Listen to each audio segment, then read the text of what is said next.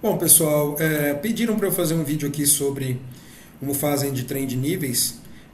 Não tem muito segredo, tá, pessoal? Ele é o end trend. Então, nesse caso aqui, o preço veio acima de um fluxo comprador, o preço tentou comprar aqui e começou a perder. Lá embaixo, o end trend, aqui, ó, começou a me dar sinal de venda aqui, que esse preço não conseguiria continuar comprando. E foi o que ele fez. Deu o sinal de venda aqui e o preço começou a perder para vir buscar o fechamento. Lembra?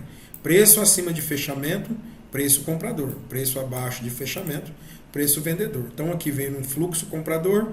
Lá embaixo, o end trend confirmando esse fluxo. Aqui ele avisou que iria começar a perder, ó. Aqui ele estava acima do fluxo comprador ainda e o end trend lá avisando que iria perder. E começou a perder aqui para buscar o fechamento. Uma coisa interessante que eu percebo, sempre que ele está aqui perto, ó, em cima, por exemplo, desse R2 aqui, que é a resistência 2 dele, o que aconteceu? Em cima dessa resistência 2 aqui, ele começou a dar sinal de venda. Desse jeito aqui, eu costumo acreditar, tá? Que ele vai reverter. Vai reverter para buscar onde? Ou ele vem buscar o R1 ou ele busca o neutro, porque o preço sempre está procurando a região neutra, tá? Por que ele sempre está procurando a região neutra? Porque é o ajuste, tá? É o fechamento dele aqui. É a região de igualdade, tá? do mercado, tá? Então aqui é uma região neutra, o preço sempre está procurando, olha aqui, o tanto que ele trabalha em cima dessa região neutra, tá? Então o que acontece? Ele veio aqui, ó, perto de R2, deu o sinal de venda, começou a perder lá, ó, virou fluxo vendedor, fechou abaixo. Se fechou abaixo, o que é? Gatilho de venda, tá? Mesmo que o preço volte para cima e suba comprando, isso é um gatilho de venda, tá? Preço fechou acima, gatilho de compra. Preço fechou abaixo do fluxo, gatilho de venda, tá? E aí, lembra do que eu falo. Quem usa o Mufasa, gatilho, candles brancos aqui é um perigo, tá? Que mostra consolidação. Enfim, ele veio aqui próximo de R2, perdeu aqui o fluxo comprador virando para vendedor, buscou o fechamento. Aqui, o preço comprador em cima do fechamento. O que ele começou a fazer? Lateralizar. E olha lá, ele começou a brigar em cima da região neutra.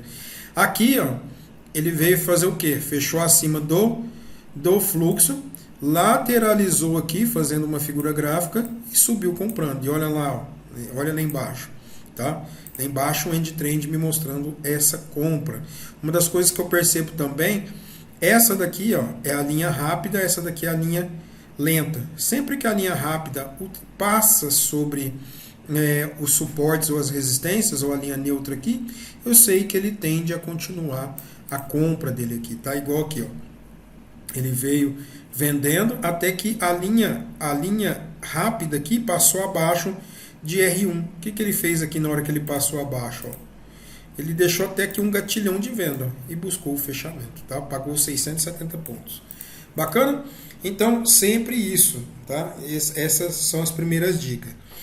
Uma outra dica que eu percebo também, sempre com o end trend linhas assim, com esses níveis aqui, é que sempre que ele começa aqui a funilar, ficando menor, ele tende a querer reverter. Olha aqui, ele veio vendendo, cruzou aqui, ó. Sempre nos cruzamentos é um gatilho, tá? Por exemplo, igual aqui, ele deixou um gatilho aqui, ó, de venda e desceu vendendo. Aqui, ó, cruzamento, virou compra e subiu comprando. Aqui, cruzamento, ó, fez o pullback. Lembra, o end trend ele mostra tanto o pullback como a reversão, tá?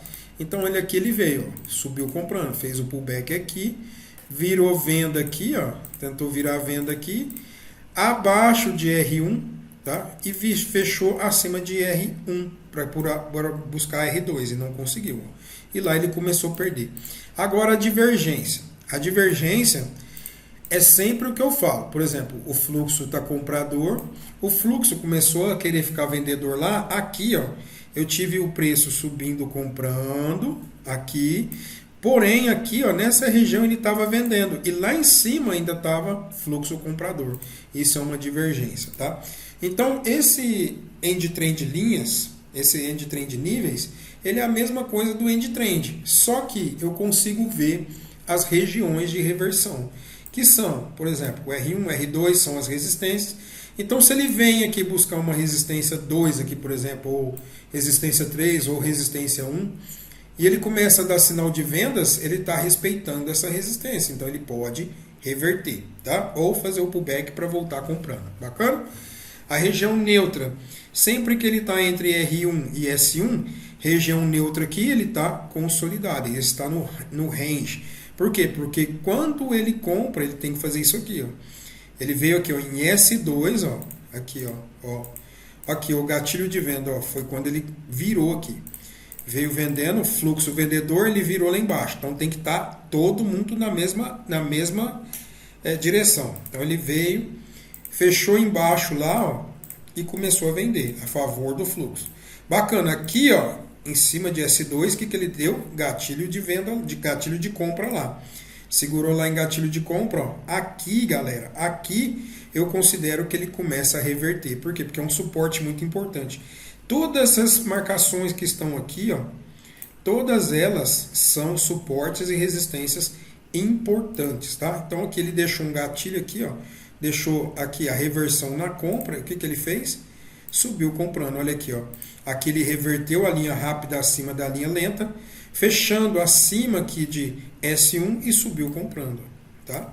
Subiu comprando aqui, abaixo de fechamento, começou a fazer zigue-zague. Isso aqui vocês já sabem, né? Eu falo para vocês sempre essas coisas que eu estou falando aqui. Sobre o indicador, não tem muito o que dizer. Basicamente é isso. Se eu estou comprado aqui a favor e ele começa a me dar sinal aqui de venda, o que eu faço? Estou comprado aqui, venho e ajusto aqui onde ele deu o sinal da venda aqui, ó, olha lá. Ele deu o sinal da venda no meio do fluxo comprador. Olha o tanto que esse indicador é poderoso, tá? Por quê? Porque ele calcula o fluxo, tá? Ele calcula todo o fluxo do preço, ele monitora os outros indicadores e mostra onde ele está perdendo força. Olha lá, tanto é que o que aconteceu aqui? Deixou um doji lá, ó, tá? Dojizinho de venda lá, ou seja, doji é a perda da força realmente. Perdeu lá a força e começou a fazer o pullback.